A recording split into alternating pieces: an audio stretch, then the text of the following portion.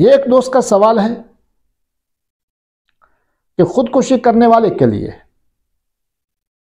दुआए मगफरत कर सकते हैं या नहीं कर सकते, और इसी तरह खुदकुशी करने वाला जन्नत में जाएगा या जहन्नुम में। तो बात जरा समझ लीजिए, खुदकुशी करने वाला बहुत बड़े गुनाह का इर्तिकाब करने वाला है। खुदकुशी करना कबीरा गुनाह का इर्तिकाब करना है। जिस तरह झूठ बोलना बहुत बड़ा कबीरा गुनाह है, जिना करना कबीरा गुनाह है,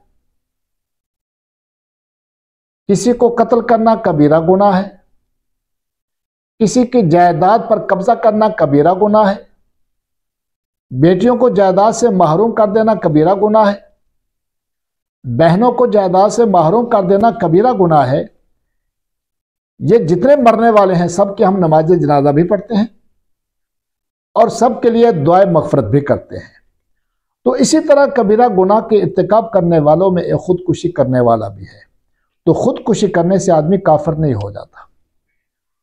हाँ, ये बहुत बड़ा गुनाह है, इसलिए बतौर नफरत के जो इलाके के खवास लोग हैं, जिन पर लोग दीनी एतबार से एतमाद करते हैं, उनको चाहिए कि इनकी नमाज जनाजा में शरीक ना हो।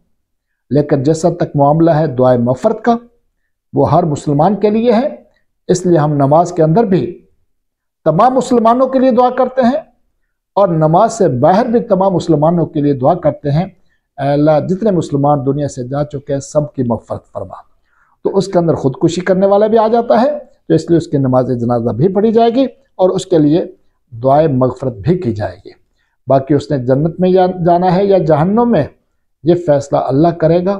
ये मेरे और आपके इख्तियार में नहीं है और ना ही ऐसा कोई इख्तियार अल्लाह ताला हमें देने वाले हैं।